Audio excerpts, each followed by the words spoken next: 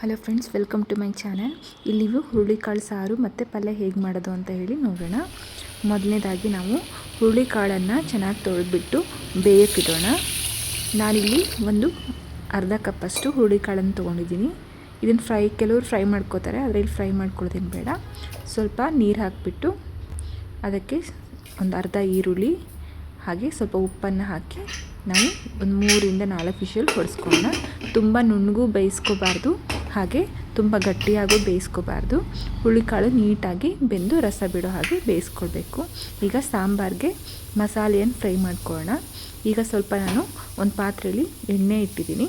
ಎಣ್ಣೆ ಸ್ವಲ್ಪ ಕಾದ ನಂತರ ಅದಕ್ಕೆ ಏಲಕ್ಕಿ, ಲವಂಗ, ಕಾಳುಮೆಣಸು, ಚಕ್ಕೆಯನ್ನು ಹಾಕೋಣ. ಹಾಗೆ ಅದ್ರ ಜೊತೆ ಸ್ವಲ್ಪ ಜೀರಿಗೆಯನ್ನು ಹಾಕೋಣ.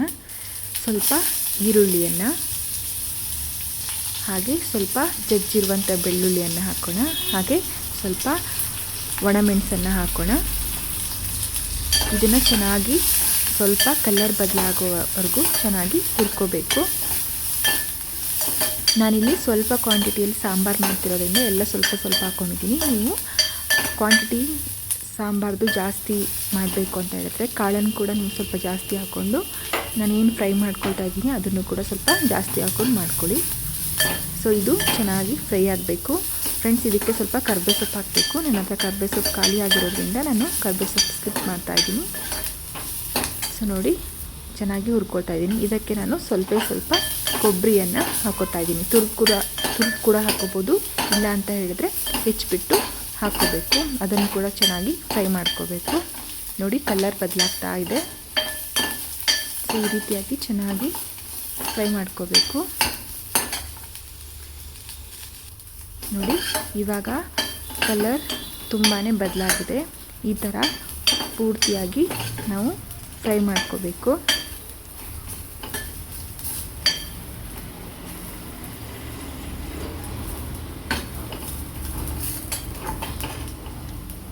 ಇದಕ್ಕೆ ನಾವು ಸ್ವಲ್ಪ ಕೊತ್ತಂಬರಿ ಸೊಪ್ಪನ್ನು ಹಾಕೋಣ. ಹಾಗೆ ಇದು ಧನಿಯಾ ಪೌಡ್ರು, ಬರೀ ಧನಿಯಾ ಪುಡಿ ಇದು. ಸೊ ಇದನ್ನು ಒಂದು ಕಾಲು ಸ್ಪೂನ್ ಹಂಗೆ 2 ಸ್ಪೂನ್ ಹಾಕಿದ್ದೀನಿ ನಾನು. ನೋಡಿ, ಈ ರೀತಿಯಾಗಿ ಸ್ವಲ್ಪ ಕೊತ್ತಂಬರಿ ಸೊಪ್ಪು ಬಾಡಿ ಹೋಗೋ ಹಾಗೆ ಹುರ್ಕೋಬೇಕು. ತುಂಬ ಫ್ರೈ ಮಾಡೋದು ಬೇಡ, ಸುಮ್ಮನೆ ಬಾಡಿ ಹೋಗೋ ಹಾಗೆ ಹುರ್ಕೋಬೇಕು. ಓಕೆ, ಈಗ ಕುಕ್ಕರಲ್ಲಿ ಹುರುಳಿಕಾಳು ಬೆಂದಿದೆಯಾ ಅಂತ ನೋಡೋಣ. ನೋಡಿ, ಇಲ್ಲಿ ಹುರುಳಿಕಾಳು ಕೂಡ ಬೆಂದಿದೆ, ಅದಕ್ಕಾಗಿರೋ ಈರುಳ್ಳಿ ಕೂಡ ಬೆಂದಿದೆ. ಈಗ ನಾವು ಸ್ವಲ್ಪ ಹುರುಳಿಕಾಳು, ಬೆಂದಿರುವಂಥ ಹುರುಳಿಕಾಳು ಮತ್ತು ಆ ಈರುಳ್ಳಿ ಏನಿದೆ ಅದನ್ನು ನಾವು ಏನು ಫ್ರೈ ಮಾಡ್ಕೊಂಡಿದ್ದೀವಲ್ವ ಇದಕ್ಕೆ ಹಾಕಬೇಕು. ಏನಿಲ್ಲ, ಇದು ಮಿಕ್ಸಿ ಮಾಡ್ಕೊಳ್ಳೋಕ್ಕಾಗಿ. ಸೊ ಈಗ ಹುರುಳಿಕಾಳಲ್ಲಿ ಬೆಂದಿರುವಂಥ ನೀರೇನಿರುತ್ತೆ ಅದನ್ನು ಚೆನ್ನಾಗಿ ಬಸ್ಕೋಬೇಕು. ಓಕೆ, ಹಾಗೆ ನಾವು ಇದಕ್ಕೇನೆ ನಾವೇನು ಬಸ್ಕೊಂಡಿರ್ತೀವಲ್ವ ಆ ನೀರಿಗೇ ನಾವು ಸ್ವಲ್ಪ ಹುಣಸೆ ಹಣ್ಣಿನ ರಸವನ್ನು ಹಾಕಬೇಕು. ಇಲ್ಲಿ ನಿಮ್ಮ ಚಾಯ್ಸ್. ಈಗಾದರೂ ಹಾಕ್ಕೋಬೋದು, ಇಲ್ಲ ಸಾಂಬಾರಿಗೆ ಒಗ್ಗರಣೆ ಹಾಕ್ತೀವಲ್ವ ಆವಾಗಾದರೂ ಹಾಕ್ಕೋಬೋದು. ನಾನು ಈಗಲೇ ಹಾಕ್ತೀನಿ.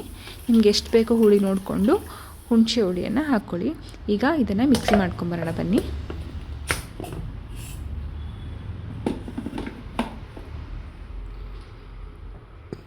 ಸೊ ಆಗಿದೆ.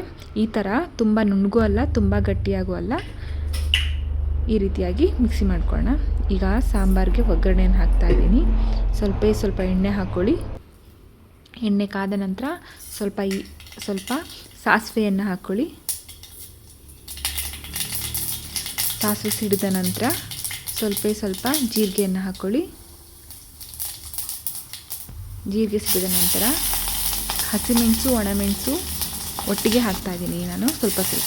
ಹಾಗೆ ಸ್ವಲ್ಪ ಬೆಳ್ಳುಳ್ಳಿ, ಜಜ್ಜಿರುವಂಥ ಬೆಳ್ಳುಳ್ಳಿ, ಹಾಗೆ ಸ್ವಲ್ಪ ಈರುಳ್ಳಿಯನ್ನು ಹಾಕಿ ಚೆನ್ನಾಗಿ ಫ್ರೈ ಮಾಡೋಣ.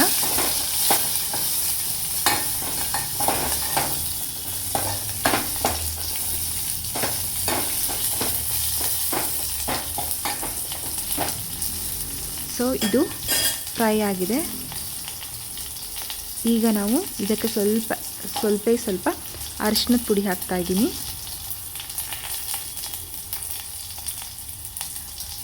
ಹಾಕಿ ಆದಮೇಲೆ ನಾವು ಬಸ್ತಿಟ್ಕೊಂಡಿರುವಂಥ ನೀರನ್ನು ಇದಕ್ಕೆ ಹಾಕೋಣ. ಓಕೆ, ಇದು ಕುದಿಬೇಕು. ಸ್ವಲ್ಪ ಕುದಿತಾ ಇರಬೇಕಾದ್ರೆ ನಾವೇನು ಮಸಾಲೆಯನ್ನು ರುಬ್ಕೊಂಡಿದ್ದೀವಿ ಅದನ್ನು ಇದಕ್ಕೆ ಹಾಕಿಬಿಟ್ಟು ಹಾಗೆ ಇದಕ್ಕೆ ಸ್ವಲ್ಪ ನೀರನ್ನು ಕೂಡ ಹಾಕೊಳ್ಳಿ. ನಿಮಗೆ ಎಷ್ಟು ನೀರು ಬೇಕೋ ಅಷ್ಟನ್ನು ಹಾಕ್ಕೊಳ್ಳಿ. ತುಂಬ ತೆಳುಗೂ ಮಾಡ್ಕೋಬೇಡಿ, ತುಂಬ ಗಟ್ಟಿಗೂ ಮಾಡ್ಕೋಬೇಡಿ. ಒಂದು ಮೀಡಿಯಮಲ್ಲಿ ಸಾಂಬಾರು ಸ್ಟ್ರಕ್ಚರಲ್ಲಿ ಮಾಡ್ಕೊಳ್ಳಿ. ಸೊ ಇದು ರೆಡಿಯಾಗಿದೆ. ಇದು ಸ್ವಲ್ಪ ಕುದ್ರೆ ಸಾಂಬಾರು ರೆಡಿ ಆಗುತ್ತೆ. ಈಗ ನಾವು ಪಲ್ಯ ಹೇಗೆ ಮಾಡೋದು ಅಂತ ಹೇಳಿ ನೋಡೋಣ. ನಾವು ಬಸ್ಕೊಂಡು ಇಟ್ಟಿರುವಂತಹ ಹುರುಳಿಕಾಳಲ್ಲಿ ಪಲ್ಯ ಮಾಡ್ತಾಯಿದ್ದೀನಿ. ಸೊ ಒಂದು ಪಾತ್ರೆ ಇಟ್ಕೊಂಡಿದ್ದೀನಿ, ಅದಕ್ಕೆ ಸ್ವಲ್ಪ ಎಣ್ಣೆಯನ್ನು ಹಾಕ್ತಾಯಿದ್ದೀನಿ. ಹಾಗೆ ಎಣ್ಣೆ ಕಾದ ನಂತರ ಇದಕ್ಕೆ ಸ್ವಲ್ಪ ಸಾಸಿವೆಯನ್ನು ಹಾಕ್ತಾಯಿದ್ದೀನಿ.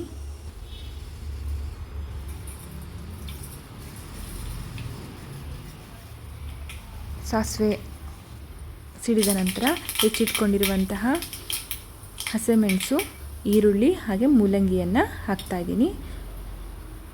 ನೋಡಿ, ಸ್ವಲ್ಪ ಸಾಸಿವೆ ಚಟಪಟ ಅಂತ ಸಿಡಿಬೇಕು. ಅದಾದಮೇಲೆ ನಾವು ಇದಕ್ಕೆ ಸ್ವಲ್ಪ ಹಸಿಮೆಣಸು ಹಾಕಬೇಕು. ಇಲ್ಲೂ ಕೂಡ ಕರಿಬೇವು ಸೊಪ್ಪನ್ನು ಹಾಕಬೇಕು. ನಾನು ಸ್ಕಿಪ್ ಮಾಡಿದ್ದೀನಿ, ನೀವು ಹಾಕ್ಕೊಳ್ಳಿ. ಹಾಗೆ ಹಸಿಮೆಣಸು ಸ್ವಲ್ಪ ಚೆನ್ನಾಗಿ ಫ್ರೈ ಆದಮೇಲೆ ಇದಕ್ಕೆ ನಾವು ಹೆಚ್ಚಿಟ್ಕೊಂಡಿರುವಂತಹ ಈರುಳ್ಳಿ ಹಾಕ್ತಾಯಿದ್ದೀನಿ.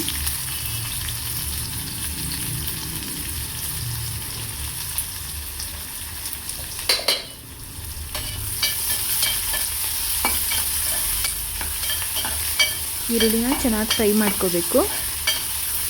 ಫ್ರೆಂಡ್ಸ್, ನೀವು ಮೂಲಂಗಿ ಹಾಕ್ಬೋದು ಅಥವಾ ಹಾಕ್ತೇ ಇರ್ಬೋದು. ಹಾಕಿದ್ರೂ ಕೂಡ ಚೆನ್ನಾಗಿರುತ್ತೆ, ಹಾಕ್ತಾ ಇದ್ರೂ ಕೂಡ ಚೆನ್ನಾಗಿರುತ್ತೆ. ಅಂದರೆ ಮೂಲಂಗಿ ಇದ್ದಿದ್ದ ಕಾರಣ ನಾನು ಹಾಕ್ತಾಯಿದ್ದೀನಿ. ಸೊ ಈರುಳ್ಳಿ ಚೆನ್ನಾಗಿ ಬೇಯಿರಿ ಅಂತ ಹೇಳಿ ಸ್ವಲ್ಪ ಉಪ್ಪನ್ನು ಹಾಕ್ತಾಯಿದ್ದೀನಿ. ಉಪ್ಪನ್ನು ನೋಡ್ಕೊಂಡು ಹಾಕ್ಕೊಳ್ಳಿ, ಯಾಕಂದರೆ ನೀವು ಹುರುಳಿಕಾಳು ಬೇಯಿಸ್ಬೇಕಾದ್ರೆ ಉಪ್ಪು ಹಾಕಿರ್ತೀರ. ಸೊ ಕಾಳಿಗೆ ಸ್ವಲ್ಪ ಉಪ್ಪಾಗಿರುತ್ತೆ, ನೋಡಿಕೊಂಡು ಉಪ್ಪನ್ನು ಹಾಕ್ಕೊಳ್ಳಿ. ಸೊ ಈಗ ನಾನು ಮೂಲಂಗಿ ಹಾಕ್ತಾಯಿದ್ದೀನಿ. ಮೂಲಂಗಿಯನ್ನು ಸಣ್ಣ ಸಣ್ಣದಾಗಿ ಹೆಚ್ಚಿಟ್ಕೊಂಡಿದ್ದೀನಿ, ಅದನ್ನು ಹಾಕ್ತಾಯಿದ್ದೀನಿ.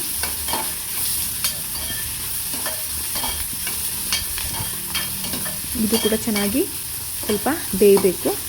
ತುಂಬ ಬೇಯಬೇಕು ಅಂತಿಲ್ಲ ಫ್ರೆಂಡ್ಸ್, ಸ್ವಲ್ಪ ಬೆಂದರೆ ಸಾಕು.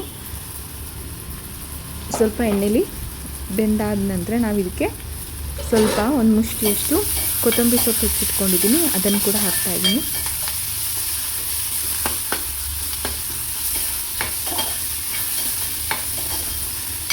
ಸೊ ಇದು ಕೂಡ ಚೆನ್ನಾಗಿ ಎಣ್ಣೆಲಿ ಬಾಡಬೇಕು. ಸ್ವಲ್ಪ ಬೇಯ್ಕೊಳ್ಳಿ ಈರುಳ್ಳಿ ಮೂಲಂಗಿ ಎಲ್ಲ. ನೋಡಿ, ಇವಾಗ ಸ್ವಲ್ಪ ಕಲರ್ ಚೇಂಜ್ ಆಗಿದೆ. ಈಗ ನಾವು ಬೇಯಿಸಿಟ್ಕೊಂಡಿರುವಂಥ ಹುರುಳಿಕಾಳನ್ನು ಹಾಕೋಣ.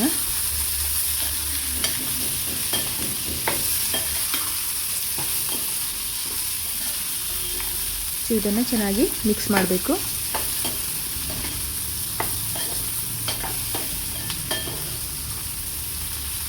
ಇದು ಚೆನ್ನಾಗಿ ಬೇಯ್ಕೋಬೇಕು.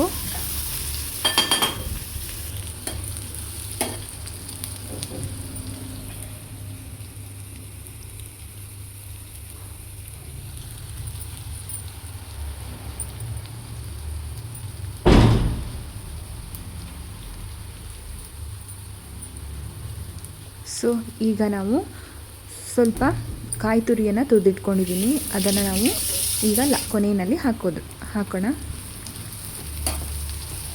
ಆ್ಯಕ್ಚುಲಿ ಕಾಯಿ ತುರಿ ಹಾಕಿದ್ರೇ ತುಂಬ ಚೆನ್ನಾಗಿರುತ್ತೆ. ಕಾಯಿ ತುರಿ ಹಾಕದೇ ಇದ್ರೂ ಕೂಡ ನಡೆಯುತ್ತೆ. ಸೊ ಕಾಯಿ ತುರಿ ಹಾಕಿ ಮಾಡಿದ್ರೆ ತುಂಬ ಚೆನ್ನಾಗಿ ಬರುತ್ತೆ.